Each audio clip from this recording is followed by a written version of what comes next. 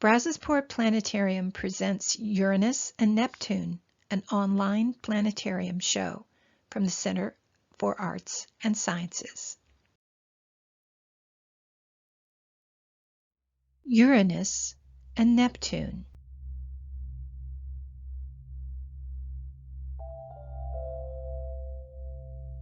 Voyager is the only space probe to fly past Uranus and Neptune.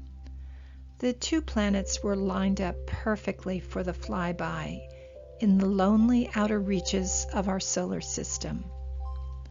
The Uranus flyby of Voyager took place in 1986. Then on we went to Neptune, about 1 billion miles further, reaching it in 1989.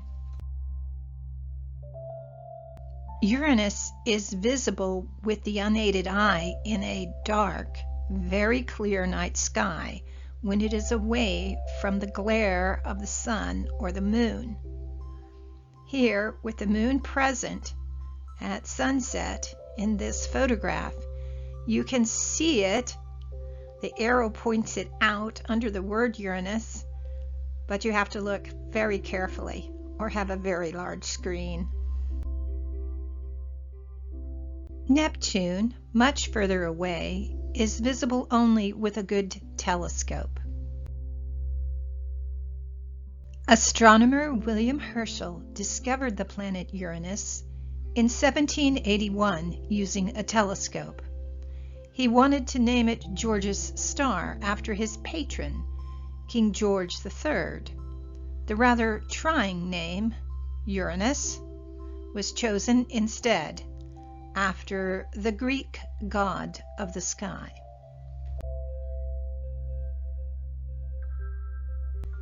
This long exposure of Uranus overblows the planet so that you can see the much fainter moons that orbit Uranus. The planet's egg-shaped image includes the planet and its rings. Leverrier noticed that Uranus seemed to slow down and speed up in its orbit around the Sun.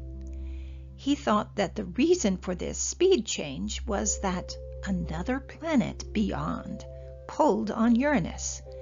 After calculating where the planet might be, he began to look for an astronomer who was willing to hunt for it. Leverrier wrote to Johann Galle, who began a search the night he received the letter. He followed the directions suggested by Leverrier and found it that very night. This discovery of Neptune came 65 years after the discovery of Uranus. Both men are given credit for it. Uranus and Neptune appear blue due to their chemistry. The methane present in the atmospheres of the two planets absorbs the red wavelengths of light they receive from the sun and reflects only the blue light, making them look bluish. Uranus and Neptune are now called ice giants because of their composition, not their color or temperature.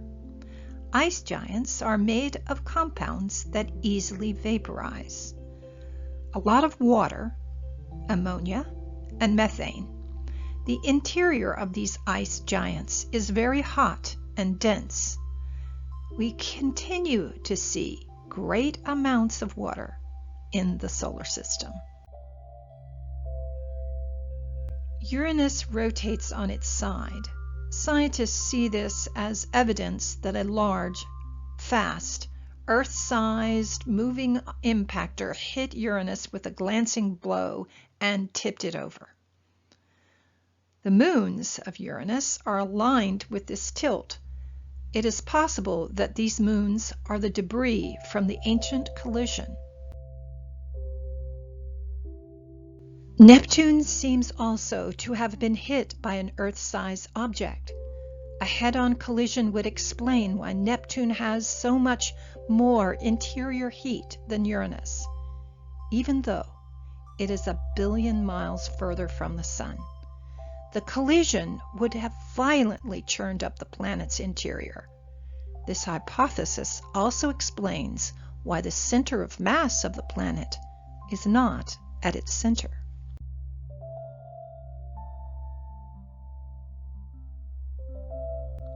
Neptune has a very interesting large moon, Triton, which orbits Neptune in the opposite direction that Neptune rotates. This moon was probably captured from the Kuiper belt by Neptune. Its surface resembles the surface of a cantaloupe and has active ice volcanoes that spout nitrogen, methane, and dust snow. Triton has a nitrogen surface and an interior of rock and metal. Far from the Earth in the outer solar system, Uranus and Neptune are just beginning to be studied. Future missions will tell us much more about these amazing ice worlds.